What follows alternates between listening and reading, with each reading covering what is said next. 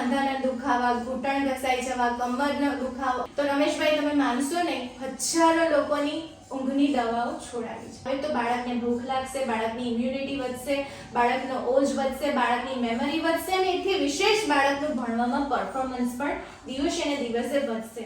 મિત્રો, ગાય ગામડું ને ખેતી અને સાથે જ્યારે આયુર્વેદ મળી જાય તો દુનિયામાં કોઈની તાકાત નથી કે આપણને બીમાર કરી શકે. એવા વિદ્વાન પરમ પૂજ્ય વૈદ્ય શ્રી પિનલબેન રાણા, એમની સાથે આજ આપણે હું પ્રથમ વખત મુલાકાત કરાવી રહ્યો છું.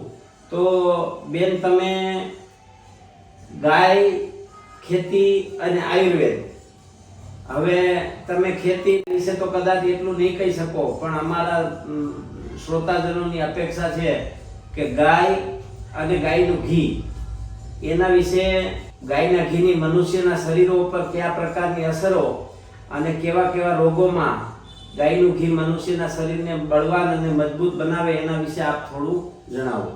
જી, ગાયના ઘીને આયુર્વેદમાં અમૃત કીધું છે અને એથી વિશેષ સંસ્કૃતમાં એક સ્પેશિયલ પર્ટિક્યુલર શબ્દનો ઉપયોગ થયો છે, યોગવાહી.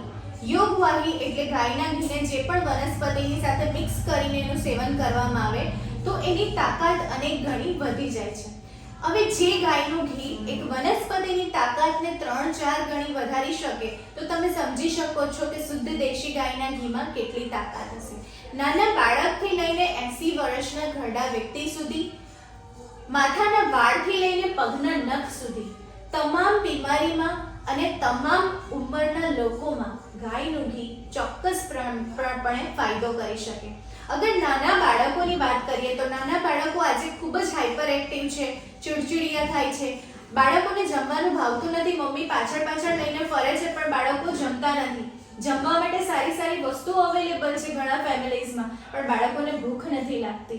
તો જે બાળકોને ભૂખ નથી લાગતી, હાઇપર એક્ટિવ છે, ચીડચીડ કરે છે, ગુસ્સો કરે છે, આવા બાળકોને અગર 1-1 ચમચી ગાયનું ઘી આપવામાં આવે તો બાળકને ભૂખ લાગશે, બાળકની ઇમ્યુનિટી વધશે, બાળકનો ઓજ વધશે, બાળકની મેમરી વધશે અને એથી વિશેષ બાળકનું ભણવામાં પરફોર્મન્સ પણ દિવસે ને દિવસે વધશે. સ્વામી વિવેકાનંદ જેવા બાળકની કલ્પના તમે ચોક્કસ કરી શકો જો તમે શુદ્ધ દેશી ગાયનું ઘી તમારા બાળકને 1 ચમચી રોજ આપતા હોય તો. જનરલી આપણે દાળ ભાતમાં, ખીચડીમાં તો ઘી આપતા જ હોઈએ, પણ જો તમે એક્ઝેક્ટલી એની મેડિસિનલ પ્રોપર્ટીઝનો ફાયદો લેવા માંગતા હોય તો એને ખાલી પેટે ગરમ પાણી સાથે આપો અથવા તો ગાયના દૂધ સાથે આપો તો એનો ખરેખર સાચા અર્થમાં ફાયદો એઝ ઇટ ઇઝ મળશે.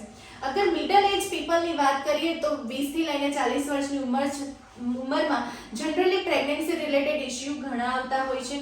પુરુષોમાં શુક્રાણુની સંખ્યા ઓછી હોય, બહેનોમાં ટ્યુબલ બ્લોકેજ હોય એટલે કે નસ બંધ હોય કે ગર્ભાશયમાં ફાઇબ્રોઇડ હોય કે પીસીઓડી હોય કે હોર્મોનલ ઇમ્બેલેન્સના કારણે પ્રેગ્નન્સી નહીં રહેતી હોય, બધા રિપોર્ટ નોર્મલ આવતા હોય છતાંય પ્રેગ્નન્સી નહીં રહેતી હોય, એવા લોકો જો સવાર સાંજે 1-1 ચમચી ગાયના ઘીનું સેવન ચાલુ કરે તો એનાથી હોર્મોન્સ ખૂબ સરસ રીતે નિર્માણ થશે અને એનાથી સ્પર્મ અને ઓવમની ક્વોલિટી એટલે કે બીજમાં પણ સુધાર આવશે અને પ્રેગ્નન્સી રહેવાના ચાન્સીસ અનેક ગણા વધી જશે.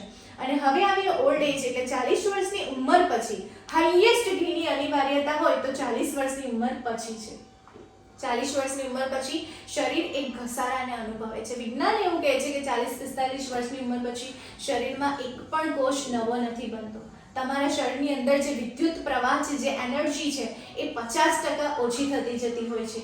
જો તમે એને રોકવા માંગતા હોય તો 40 વર્ષ પછીની ઉંમરના દરેક વ્યક્તિએ સવાર સાંજે 1-1 ચમચી ગાયના ઘીનું સેવન ગરમ પાણી અથવા દૂધ સાથે કરવાથી શરીરની શક્તિ દિવસે ને દિવસે ઘટવાના બદલે વધશે અને એ મેન્ટેન રહેશે. 40 વર્ષની ઉંમર પછી તમને બીમારીઓની શરૂઆત થઈ જાય, ઘૂંટણ દુખે, કમર દુખે, ખભો દુખે, કંઈ નહીં થાય તો બહેનોને માથું દુખશે. માથું એટલા માટે દુખશે કારણ કે સ્ટ્રેસ, કોઈ પણ કારણ વગર, કોઈ પણ તકલીફ વગર લોકો સ્ટ્રેસમાં રહે છે, ખાસ કરીને બહેનો. આપણે પૂછીએ અમે કે શું તકલીફ છે બેન, શા માટે આટલા સ્ટ્રેસમાં છો? કારણ કોઈ જ નથી, ઘરમાં બધી રીતે શાંતિ છે પણ શાનો સ્ટ્રેસ છે ખબર નથી. તો એ જે સ્ટ્રેસ છે ને એ હોર્મોનલ ઇમ્બેલેન્સ છે. 40 વર્ષની ઉંમર પછી માસિક જવાની શરૂઆત થઈ, મેનોપોઝ ચાલુ થયું છે, એના કારણે કારણ વગરનો સ્ટ્રેસ, કારણ વગરની ચિંતા જે લોકોને થતી હોય તો એવા લોકો જો ઘીનું સેવન કરે તો સૌથી પહેલા એ લોકોની સકારાત્મક ઉર્જા વધશે, પોઝિટિવિટી વધશે, શારીરિક રીતે ઉર્જામાં વધારો થશે. બહેનોને મેનોપોઝના સિન્ડ્રોમ હોય તો ત્યાં તે અટકી જશે. વજન કારણ વગર, કશું જ ખાધા વગર વજન વધતું હોય છે. ઘણા બધા ડાયટ ફોલો કરીએ પણ વજન ઉતરતું જ નથી. આટલા કલાક જીમ કરીએ છતાંય વજન નથી ઉતરતું. તો એનું કારણ કેલેરી કેલ્ક્યુલેશન કરીને લોકો જમતા થઈ ગયા. આટલું કેલેરી જમીશ આટલું જ મારા માટે જરૂર છે. આપણા બાપ દાદાઓને કેલેરી શું હતી એ નહોતી ખબર, પણ એટલું ખબર છે કે આપણી દાદીઓ ડિલિવરીના ટાઈમે 1.5 થી 2 થી 3 કિલો ઘી પચાવી જતા હતા. એ લોકોને ખબર નહોતી કે મેનોપોઝ શું છે, એ લોકોને ખબર નહોતી કે કેલેરી શું છે, એ લોકોને ખબર નહોતી કે જીમ શું છે ને એથ્લેટિક્સ શું છે ને ઝુંબા શું છે. આપણા દાદીઓ કોઈ ઝુંબામાં કે જીમમાં નહોતા ગયા. એ લોકો ગાયનું ઘી ખાતા હતા.